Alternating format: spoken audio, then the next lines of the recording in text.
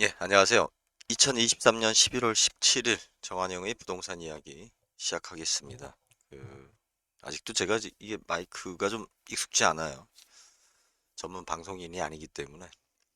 그리고 뭐 다들 자기 목소리 듣는 거 싫어하죠. 저도 마찬가지입니다.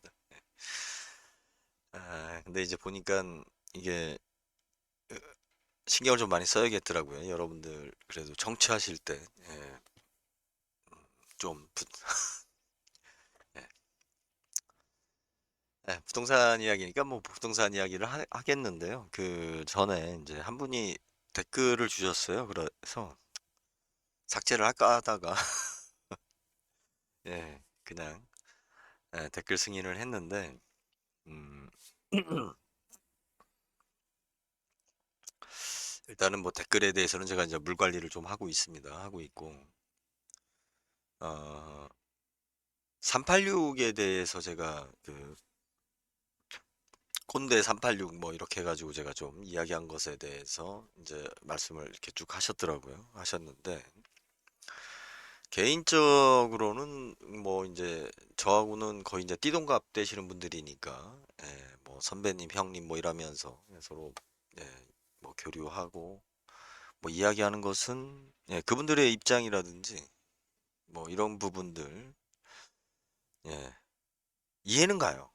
이해는 가는데 우리가 분명히 좀 알아야 될 건 뭐냐면 자, 독립운동하신 분들이 우리나라 해방되고 나서 그분들이 만주에서 독립운동을 하고 해방된 조국에 와서 대우를 받고 영웅이 되고 정치적으로 권력을 잡았으면 대한민국이 지금 모습이 됐을까?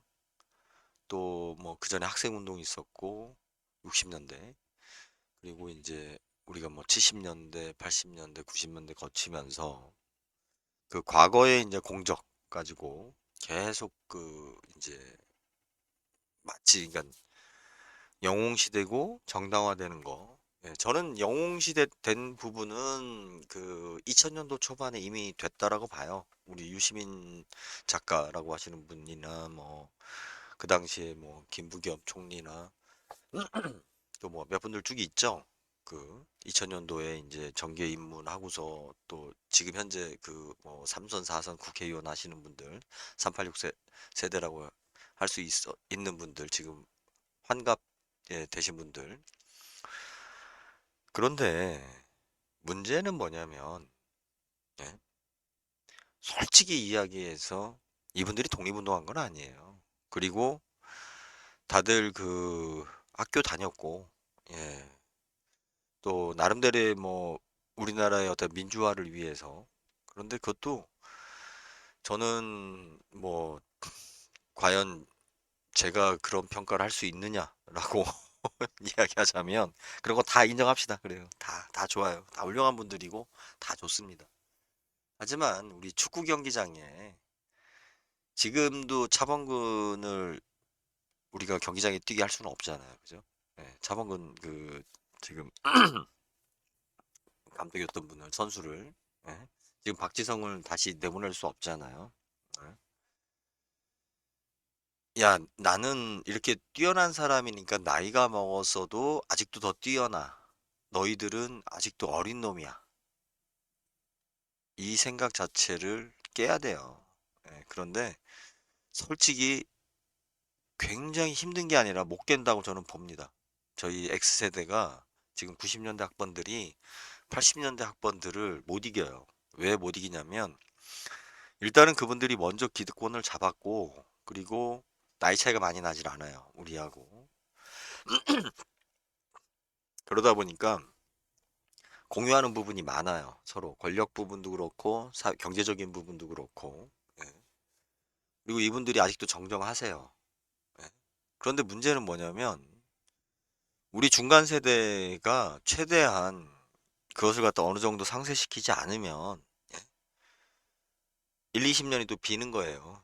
우리나라 대한민국이 그만큼 늙어지는 겁니다. 그래서 저는 민주당을 이렇게 볼 때 자꾸 좀 전체주의 비슷하게 가는 어떤 그런 분위기 그리고 그 그분들을 계속 영웅시화해서 계속 그 뭔가 정치적으로나 뭐나 계속 끌고 가려고 하는 어떤 그런 모습들이 예, 우리의 미래를 좀 불투명하게 본다. 그러니까 만든다라고 저는 생각을 합니다.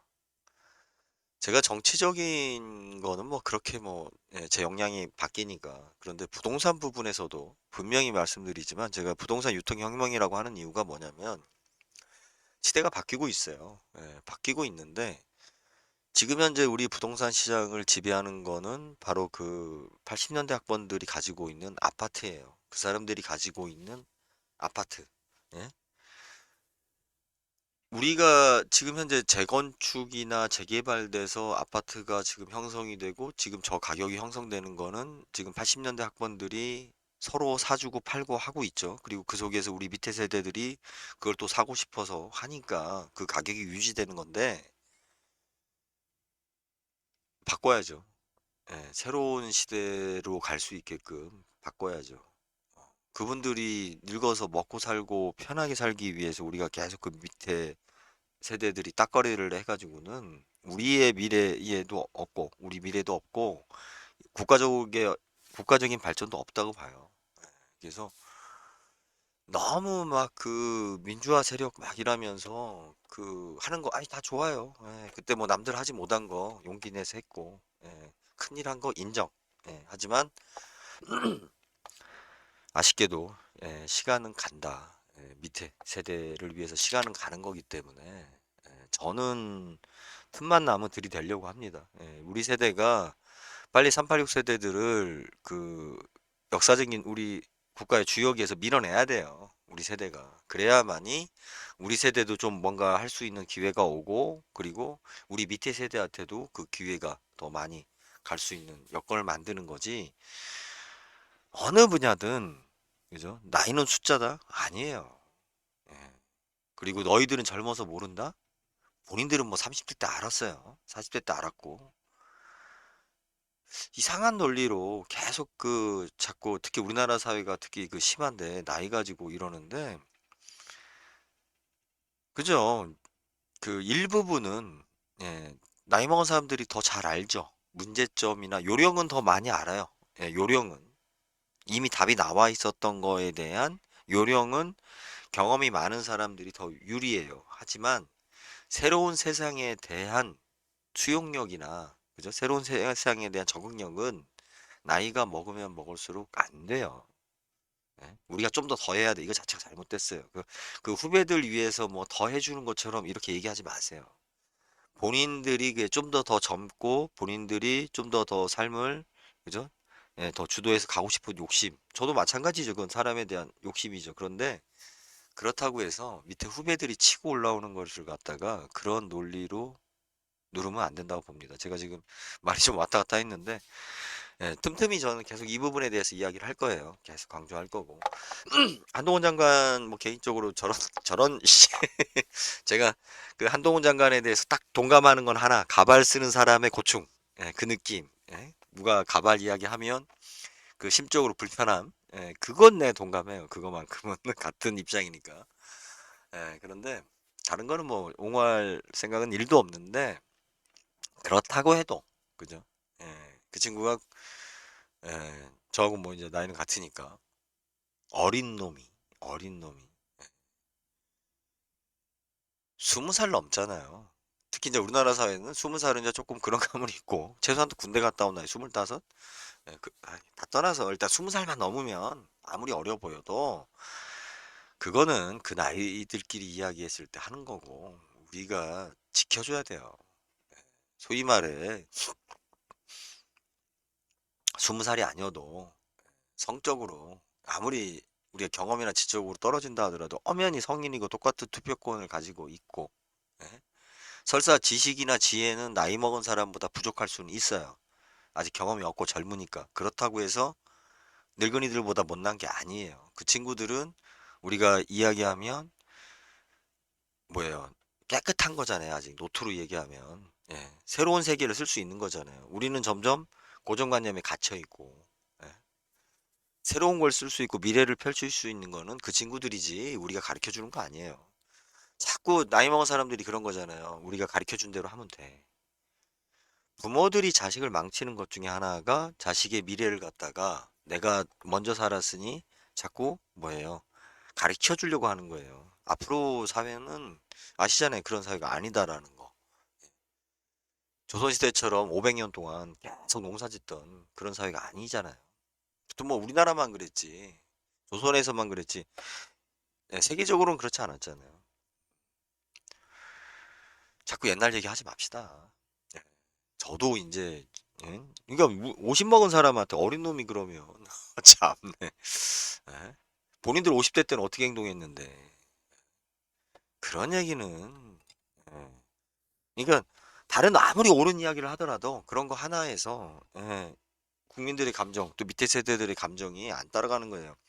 20대가 왜 386을 안 찍었느냐라는 것은 명확해요. 예? 386에 이야기하는 모습이 예?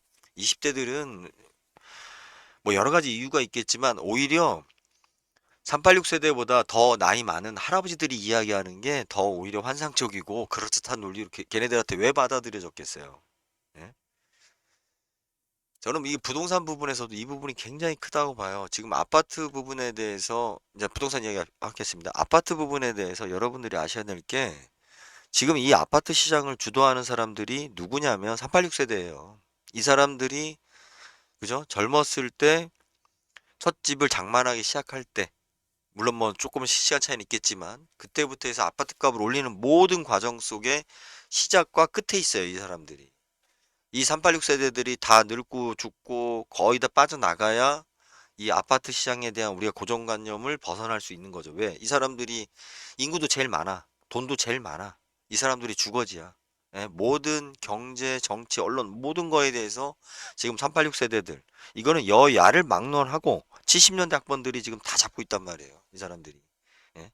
그래서 아파트에 대한 이런 지금 가격 현상이라든지 우리가 이거에 대한 어떤 정부 정책 이 모든 것들이 틀에서 못 벗어나고 있는 거예요. 자기네들 논리는 아파트 값은 계속 올라야 되는 거예요. 예? 왜 자기네들이 그 아파트에 살고 있으니까 이게 내 노후고 내 미래니까. 그런데 밑에 세대가 그건 본인들 생각이고 밑에 세대들은 자 새로운 주거 형태를 제시할 수 있는 거잖아요. 예?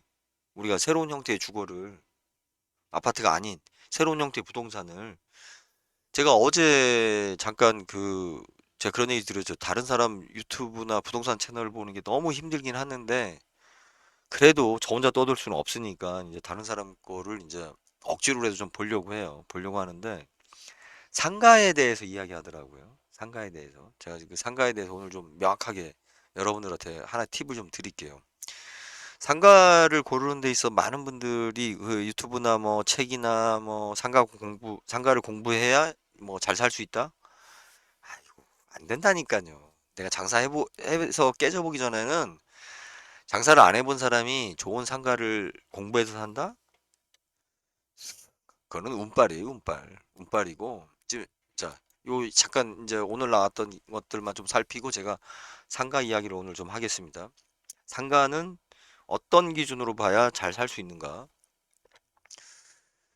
예, 이런 기사, 한국경제 같은 이런 쓰레기, 예, 상승세 탔다는 대전부동산이 갑자기 왜 대전부동산의 상승세하고 집값하고 뭐 이런 얘기가 왜 나와요? 그리고 참고화면이 뭡니까? 예? 여기 뭐 어디 뭐 분양하는 건가 보죠? 예, 호재하고 뭐 이야기하고 뭐 이런 가운데 대우건설은 여기 나오잖아요. 프로시오. 이 기사는 누구를 위한 기사입니까? 예, 다른 사람들은 아무도 관심이 없고 그리고 다른 사람 컴퓨터에는 예, 나오지도 않아요. 제가 이제 대전에 예, 그 IP 우리 중심으로 해서 하여튼 대전에서 로그인 하니까 나오는 거고 예, 항상 뭐가 좀 좋아진다 뭐 한다 이런 기사들은 다 분양을 하기 전에 까는 밑밥이다라는 거고요. 예, 지금 뭐 재건축 이야기 나오고 지금 서울에도 이제 뭐 이런 이야기가 나오는데 여러분들 재건축에 대해서 이제 재건축 재개발에 대해서는 거의 이제 불투명한 시장으로 빠지면서 상당히 난항을 겪을 것이다. 예, 오피스텔하고 생숙. 생활형 숙박시설 투자자 용도 변경 프로의 속타는 이거 제가 단언코 이야기했죠? 예, 데모 하셔도 안 됩니다. 안 돼요. 그리고 여러분들이 뭐냐면 데모하고 뭐 하는데 절박하지 않아요. 예, 진짜 코미디였죠? 국군의 날.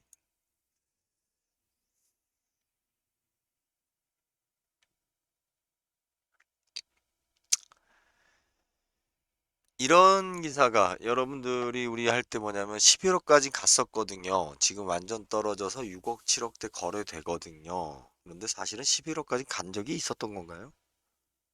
없었죠. 예, 그 거래 가격에 11억이라고 나왔었던 것 뿐이지 실질적으로 이 지역의 아파트 가격을 11억으로 인정하지 않는 사회적으로 예, 사회적으로 인정하지 않는 예, 그런 겁니다. 그런 상황에서 본인들 막 올랐는데 떨어졌다 뭐 한다 이렇게 이야기하는데 이 수도권의 아파트 시장은 딱 정해졌습니다. 예, 그 가치를 그렇게 뭐 갑자기 얼마짜리가 얼마 올랐다 뭐 이런 이야기 많이 하는데 여기는 물량이 많아요. 수도권은. 즉 우리가 그 서울 중심으로 해서 그 바운드리를 이렇게 보면 내가 동쪽에 살다가 서쪽에 살아도 사실은 별 지장이 없어요. 그리고 뭐 주변 사람들하고 우리 아파트 생활하면서 이웃하고 뭐 그렇게 많은 교류가 있어서 교회 다니는 분들은 좀 다르긴 하지만 내가 이사 가기 싫다, 이 동네에서 구하고 싶다 이런 분도 사실은 많지 않아요. 그러니까 서울이라는 전체 테두리 안에서 내가 한 시간 안에 서울 중심을 갈 수 있다라는 그 범위 안에서는 내가 선택할 수 있는 집들이 너무 많죠. 집 자체가. 그러면 이렇게 수요와 공급이 풍부한 데서는 가격 편차가 안 나는 게 맞아요. 그런데 2021년도, 2020년도 왜 그렇게 가격이 올라갔느냐? 사실은 그 당시에 그 뭐예요? 마지막 그 어떻게 보면은 이제 금리가 일단 가장 중요한 역할을 했죠. 금리가 중요한 역할을 했고 그때 분양하던 업체들이 이미 읽은 거죠. 이제 더 이상 분위기가 심상치 않다라고 그 건설회사들이 그러니까 시행사들이 읽으면서 집중적으로 마케팅을 했죠. 그 마케팅의 포인트가 뭐냐? 여러분들 오래된 집값이 올라가기를 원하는 사람은 누가 있어요? 그 집을 사는 사람, 살고 있는 사람이지 오래된 집값을 사고 싶은 사람이거나 다른 사람이 그 동네 집값이 올라가는 거에 대해서 응원하지는 않아요. 그런데 왜 서로 막 집값 오르는 분위기가 막 형성이 됐느냐? 곧 집값이 불확실하고 안 좋아진다라는 이런 분위기 속에서 점점 매매가 힘든 분위기. 그걸 누가 느껴요? 소비자가 느끼는 게 아니라 마케팅을 하는 그러니까 시행사들이 제일 먼저 느낀다니까요. 내가 광고 전단지를 보냈을 때 우리가 광고비를 얼마를 쓰고 요원들, 오비라고 하는 요원들을 얼마나 풀어서 우리가 분양을 해보려고 하는데 반응이 늦어요. 예전보다. 그러면 벌써 지표하고 상관이 없는 거예요. 그래프하고 상관없는 거예요. 본능적으로 느껴지는 거예요. 장사꾼이 물건을 팔 때 손님하고 흥정하는 시간이 길어지는 순간 본능적으로 뭘 느껴요? 설사 내가 열심히 해서 팔았다 하더라도 야 이거 물건 팔기 힘들어지는구나 라고 느껴지는 거예요. 예? 2020년, 2021년 당시에 거래는 됐어요. 예? 그래도 거래되지 않았냐라고 이렇게 무식한 소리 하는데 그게 아니라 거래되는 과정이 너무 힘들었던 거예요. 잘 안 팔리니까. 예? 재건축이라든지 뭐 이런 거 했을 때도 조합원 모집이나 이런 거 잘 안 되고 예? 분양시장에서 청약통장 해가지고 막 억지로 막 경쟁률 올리고 막 분양하고 또 공인중개사들도 뭐 다름대로 그 생존 전략으로 팔려고 막 하는데 팔리는데 너무 힘들어. 그때 이미 느끼는 거예요, 장사는. 야, 이거 재고 남겠다. 라고. 그걸 느끼는 순간 자기네들이 가지고 있는 모든 역량을 쏟아서 뭐예요? 집값 올리기를 한 거예요. 집값 올리기라는 게 뭐예요? 소문으로 집값 올리기를 한 거예요. 그래서 허위 매물도 하고, 예? 막 기사도 막 쏟아내고, 소문도 내고, 그러니까 일반인들은 11호까지 갔다는 거야. 11호까지. 내가 팔고 싶을 때 11억에 팔 수 있어야 그게 시세인 거고. 그렇지 않아요? 예? 소문이 그렇게 돌았고 어디가 그렇게 매매가 됐다라는 얘기만으로 여기 아파트가 11억이 갔다는 거예요.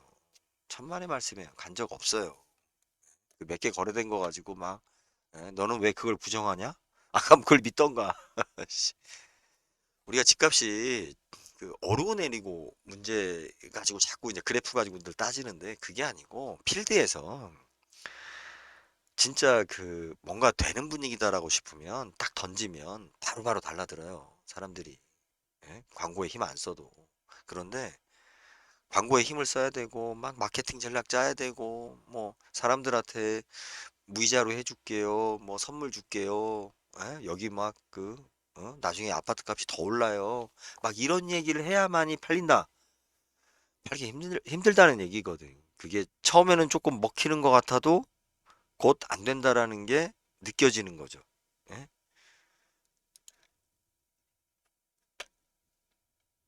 그 시장 분위기가 그게 되게 중요한데, 그거 말고 자꾸 뭘로 갖다 이야기해요? 지금 현재 반응 가지고 이야기를 하는.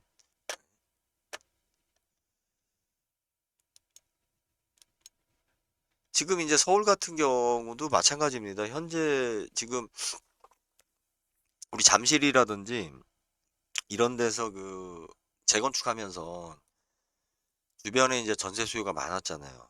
이 사람들이 이제 재건축하게 되면 뭐 몇천 세대가 이사를 해가지고 예?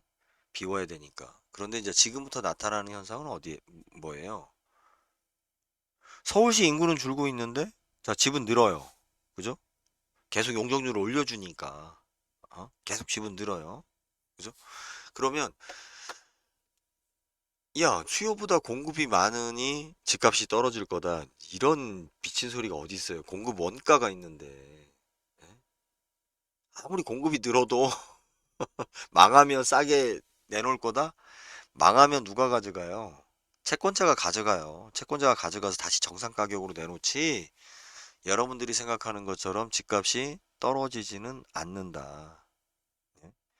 어떠한 지역의 아파트가 미분양이 났어요. 그럼 그 미분양에 의해서 빚을 못 갚아요. 그러면 누가 가져가요? 채권자가 가져가죠.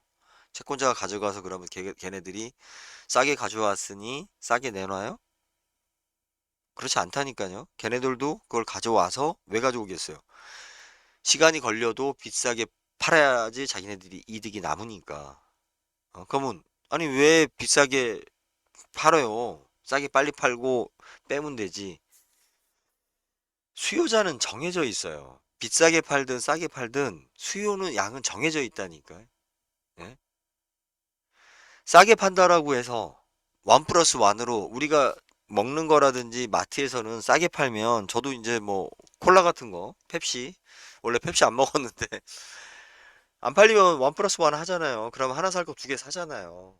우리 집을 그렇게 할 수 있습니까? 그 지역의 인구가 정해져 있고 이 가격대에 유입될 수 있는 사람이 정해져 있는데 어차피 싸게 팔아도 뭐 조금 더 들어올 수는 있겠지만 실질적으로 그 공급량을 해결할 만큼 해결이 안 돼요. 예? 정해져 있기 때문에. 그래서 아 이게 참 엉뚱한 이야기를 했네. 이 이야기가 아니고 사실은 상가 이야기하고 마무리할게요. 아 참. 그 상가건 우리 상가 분양 그죠? 상가 분양에 대해서 뭐 유튜브나 뭐 이렇게 막 컨설턴트도 있고 많이 있습니다. 자, 뭐 상가 분양 잘하는 뭐 상가 뭐 다 있는데 제가 이제 어제 들었던 이야기가 어느 지역에 상가를 살려면 주 동선을 찾아서 그러니까 사람들이 제일 많이 다니는 동선을 찾아서 상가를 사면 다른 데보다 수익률이 높습니다. 이런 얘기를 하시던데 주 동선도 바뀌죠. 바뀌고 문제는 뭐냐면 주 동선에 있는 상가 주인들은 땅값을 더 잘 알아요. 여러분들이 가서 보는 것보다 땅값을 더 잘 알기 때문에 어렵습니다. 예. 내가 샀는데, 그죠? 내가 샀는데 거기가 어떠한 계기로 주동선이 되는 경우가 있죠.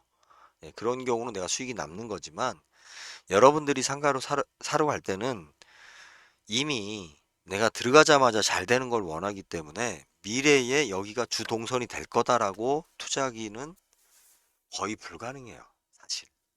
예? 언제 될 줄 알고. 여기가 좋아진대. 자, 여기 생기면 이 골목이 좋아진대. 이렇게 얘기가 나오잖아요. 그러면 이미 그 지역에 있는 사람들은 여기 생겼다라는 기준으로 어떻게 해요? 땅값을 더 받는다고. 부동산은 항상 뭐예요? 호재는 미래 시점을 본다고요. 부동산은. 여러분들이 생각하는 것보다 더 멀리 보고 그 가격을 제시하기 때문에 그런 몇 가지 상황 가지고 내가 좋은 상가를 볼 수 있다? 거의 불가능해요. 상가를 고를 때는 뭐냐면, 자, 내가 임대 수입을 생각하는 경우 있죠. 그리고 내가 사실은 뭡니까? 내가 그 상가에서 뭔가를 내가 자영업을 하고 싶은 사람.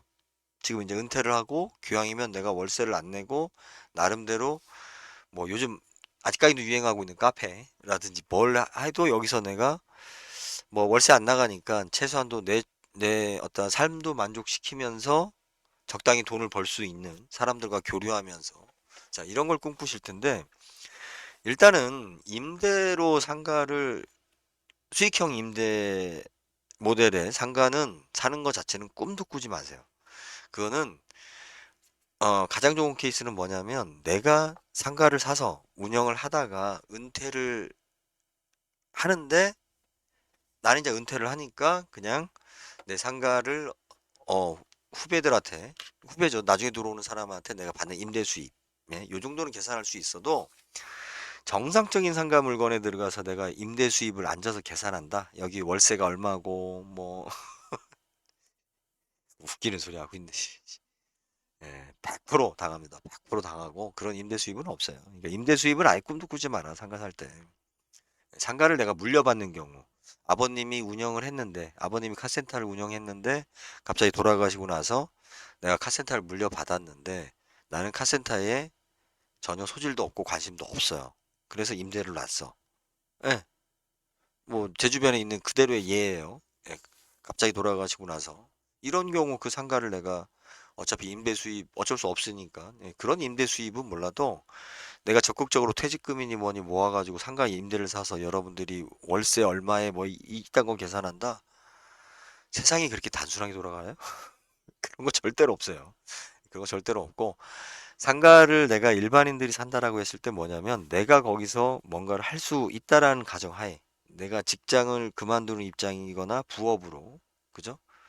최소한도 내가 여기 내 자아 실현도 하면서 내가 어느 정도의 수익을 만들 수 있는 모델이 있는 상가를 내가 사고 싶을 때, 예, 그때 상가를 보는 건데, 자, 주동산 얘기하고 뭐 다 얘기하는데, 말은 그렇지만, 그러면 본인이 좀 골라주던지, 장담할 수 있는지, 다 뜬구름 잡는 소리만 해요. 상가는 언제 가서 보는 거냐면요, 그 지역을 파악하는 가장 쉬운 방법은 월요일 날 가서 보는 거예요, 월요일 날. 월요일 날 그 지역의 상가가 어떻게 운영되느냐. 금, 토, 일 운영되는 지역의 상권하고 월요일 날 운영되는 상권하고는 완전 달라요. 그죠? 월요일 날 보는 거고.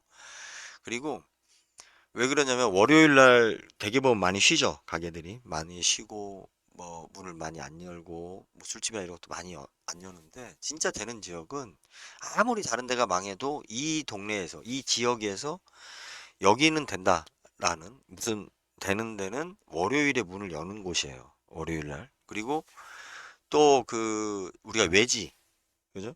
뭐 무조건에서 특히 이제 뭐 모텔 같은 거라든지 어떤 규모 있는 뭔가를 이렇게 생각한다라고 했을 때는 언제 봐야 되냐면 12월 31일 날 가서 보는 게 제일 좋습니다. 12월 31일. 그러니까 우리가 사람들이 12월 25일부터 12월 31일 사이가 우리 동지가 가장 춥잖아요. 그리고 밤도 짧고, 아니, 낮도 짧고. 12월 31일에 사람들이 모이는 곳은 나중에 불경기가 돼도 사람들이 모여요. 가장 춥고, 그죠? 가장 어둡고, 사람들이 가장 활동 안 하고 가기 어려운 곳, 어려운 시점이죠. 그때가 12월 25일에서 12월 31일 날, 예? 이때 모이는 곳이 그 가장 경쟁력이 있는 곳 중에 하나예요. 그래서 특히 그 물론 이제 수도권이나 우리 대도시 같은 경우는 그때 연말 연시 분위기 뭐 막 이렇다고 하는데 그때도 보면 12월 31일 날은 진짜 명확해요. 이게 분위기가 자체가 특히 그런 그 숙박업에 관련된 거라든지 우리 그 가든 저기 뭐야 그 시골에 있는 그런 가든 같은 거 있죠. 외곽에 있는 식당 규모 있는 식당이나 이런 것들은 12월 31일 날 진짜 장사가 잘 되고 사람들한테 그 선호하는 지역은 그때 그곳에 사람들이 모여요. 예. 그 추운 날 한밤중에 모이는 곳이 진짜 그 상권으로서 경쟁력이 있는 곳이다. 낮에 그 상권이 형성되는 곳은 사실은 이제 거의 없어요. 낮에 우리가 그 업무 보고 뭐하고 이러는 것은 이제는 교통이나 뭐나 예전하고 달라서 다양해졌기 때문에 거의 이제 밤에 모일 수 있는 곳들이 그 어떻게 보면 그 상권의 중심가라고 할 수가 있죠. 예, 명확하게, 아니, 그러니까 분명히 말씀드리지만 제가 강조하지만 제발 상가에서 그 월세 계산 좀 하지 마세요. 3% 이상 나오는 물건 없습니다. 그런 거 있을 거다 하고 막 열심히 찾고 의뢰하고 하는데 그게 놀부심보예요. 놀면서 부자 되려고 하는. 나는 가만히 있고 세입자가 돈 벌어다 주면 나는 이렇게 계산해서 머리가 좋으니까 나는 돈을 더 벌 수 있어 라고 생각하는 예. 그 놀부심보예요. 예. 그런 규모 그런 거는 없습니다. 없어요. 과거에 있었다? 그거는 대한민국이 성장기에 있었던 그 과거의 과거지. 지금은 그 웬만한 데이터가 다 누적이 됐기 때문에 내가 노력하지 않고는 될 수 없어요. 저 상가를 샀을 때 어떤 생각하셔야 돼요? 내 일거리냐? 야, 저거에서 저 상가를 사서 내가 저 자전거가 잘 안 팔리긴 해도 내가 자전거포를 하고 싶어. 예. 그러면 뭐, 할 수 있겠죠. 예.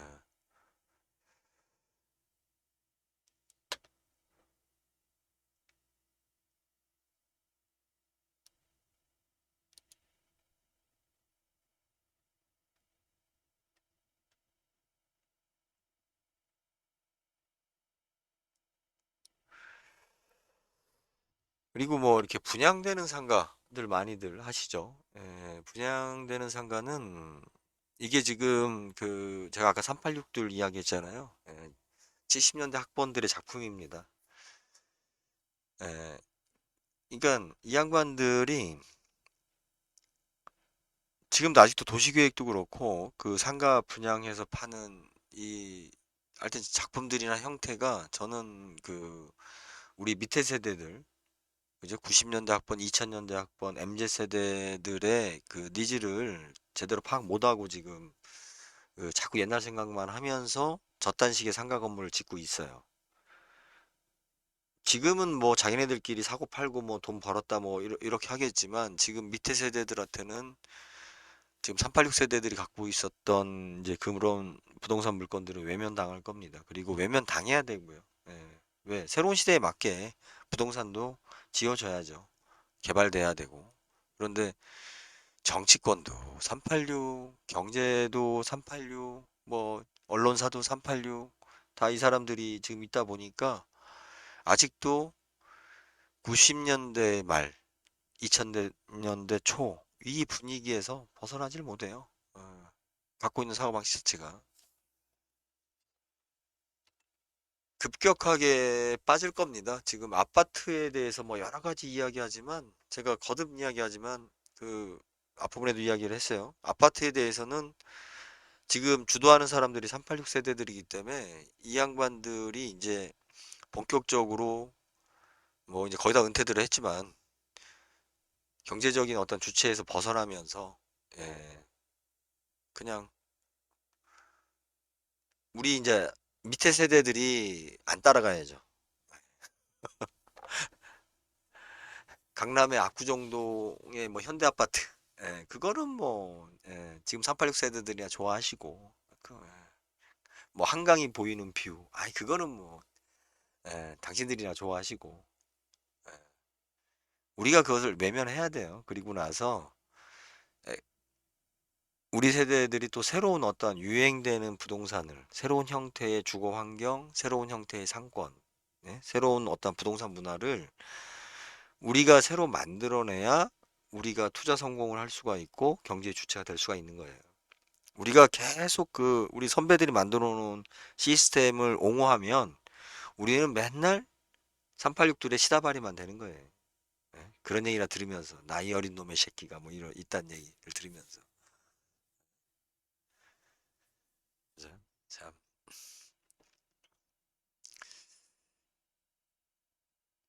제가 오늘 주제 계속 이야기했지만 참 재미없는 것 같아요.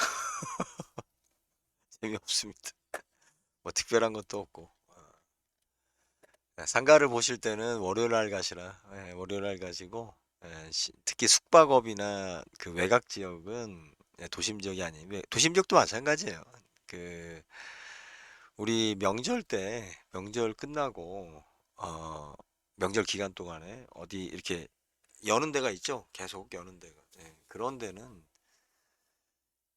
장사가 제일 안 돼도 거기만 살아남는 지역이라고 보시면 돼요. 그런데 겨우겨우 먹고 사는 데는 명절 때나 그 12월 31일 이렇게 그 연말연시에 춥고 사람들 돌아다니기 힘들 때 문을 안 열죠.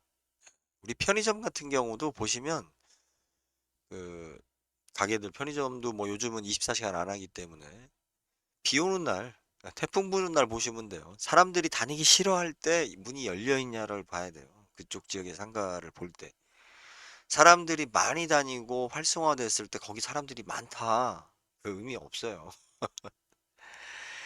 그 사당 같은 경우, 우리 서울의 사당역 주변이라든지 거기도 뭐 지하철이 막 겹치죠. 뭐 이런 데 한번 가보세요. 그 보면 연말연시에 그저 특정 시간대 보면 썰렁해요. 거기도 그렇게 사람 많은 것 같지만 썰렁해요. 그걸 보시면 돼요. 그런 상황에서도 내가 장사할 수 있나? 힘들어요. 뭐 상가가 어렵다, 뭐 하다, 뭐 상가에 뭐가 있다, 자기는 상가를 잘 본다. 아닙니다. 상가를 사는 사람이 내가 경쟁력이 있어야 돼요. 내가 어 예를 들어서 뭐 물론 상가가 목이 중요하죠. 목이 중요한데 이제는 점점 가면 갈수록 목은 별로 중요하지 않아요. 우리 자꾸 코너 각지 뭐 주대로 뭐 이렇게 이야기를 하는데 그거는 기존의 386 세대들의 고정관념이에요. 여러분들이 그렇게 빠지지 마십시오. MZ 세대들은 별로 중요치 않아요. 예, 왜? 우리 식당 같은 경우도 보면 식당도 그렇고 지금 상가들 대로변에 공실 생기는 상가들 뭐 이런 거 많이 좀 바뀌고 있잖아요. 예전하고 달리. 역전 주변에 역세권에 장사돼요. 예전에는 역세권의 역 앞에 있는 슈퍼, 뭐 신호등 앞에 있는 담배 가게 장사 잘 됐죠. 지금 돼요? 그런 거 좋아하는 사람들은 다 지금 386 세대들이에요. 자기네들 그 기준으로. 밑에 세대들은 뭐 굳이 그 가게 갈 필요 없는데 뭐 다 배달시키고 또 자기 편하게 내가 차 끌고 조용한 데 가서 또 자기네들 분위기에 맞는 데 가서 충분히 예, 돈을 쓰기 때문에 우리가 생각하는 그런 그 고정관념 특히 이 방송을 들으시는 분들은 상가를 판단하실 때 좀 과연 이 상가가 20대 30대한테 먹힐 것인가를 한번 고려해 보세요. 네. 주소비층은 거기에요. 커피숍 갔는데 노인네들 이미 많다. 끝난 거예요. 그래도 장사 잘 된다. 그런 얘기 필요 없어요. 유동인구가 얼마다 필요 없어요. 종로 앞에 가보세요. 유동인구 많죠. 노인들이라 그렇지. 유동인구를 봐야 되는 게 아니라 그 세대를 봐야죠. 나이, 사람들의 나이를 보아야 되고 그 사람들이 들고 있는 가방을 봐야죠. 네.